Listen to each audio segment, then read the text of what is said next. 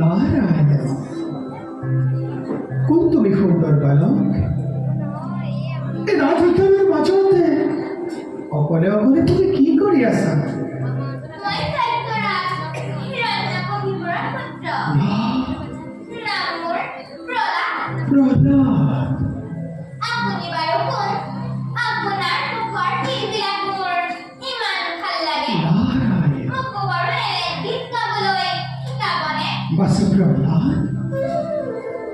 গীত গাই ঘূৰি ফুৰে আমাৰ দৰে সন্যাসী ফকীৰে।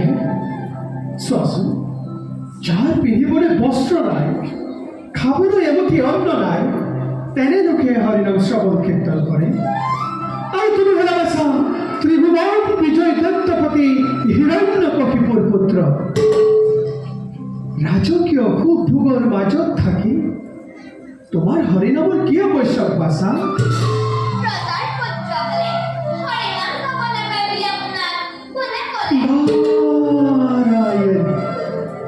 ৰজাৰ ল'ৰা হলে হৰিনাম ল'ব পাৰে সঁচা, কিন্তু তোমাৰ পিতৃ হিৰণ্যকশিপুৱে তুমি হৰিনাম ল'লে তোমাক খং কৰিব বাছা।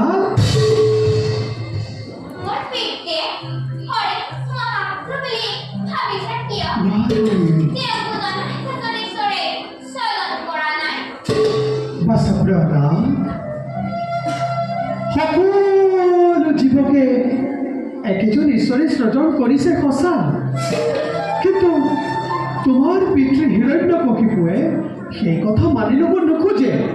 আনহেনে লাগে তোমাৰ পিতৃয়ে হৰিনাম শুনিলে খঙত একেবাৰে উন্মাদ হৈ পৰে।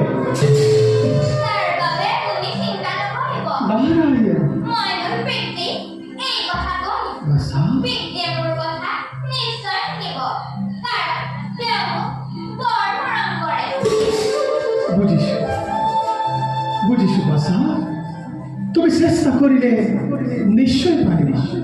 বাৰু বাছা, তোমাক মই এতিয়া ২-৪টা মান হৰিনাম শিকাই দিম, তুমি কিন্তু মোৰ লগে লগে গাই যাব লাগিব।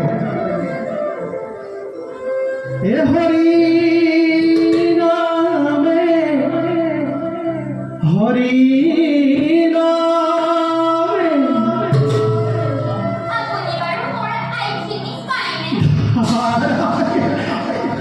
কথা কি কহিলা বাছা প্ৰেমলা?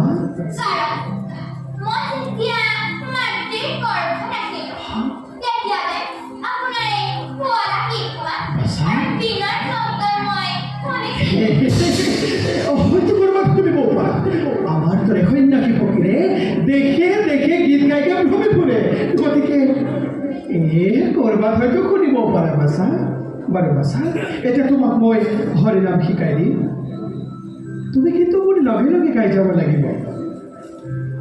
এ হৰি নামে হৰি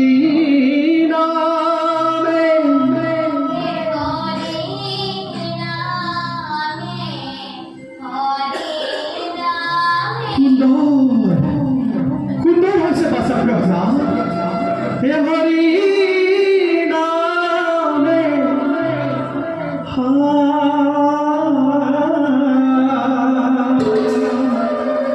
বাছা প্ৰভা, হে হৰি নামে কৰি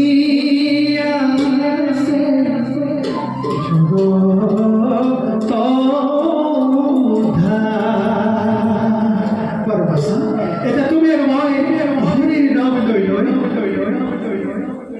তোমাৰ মাতৃৰ কাষলৈ যাওঁ।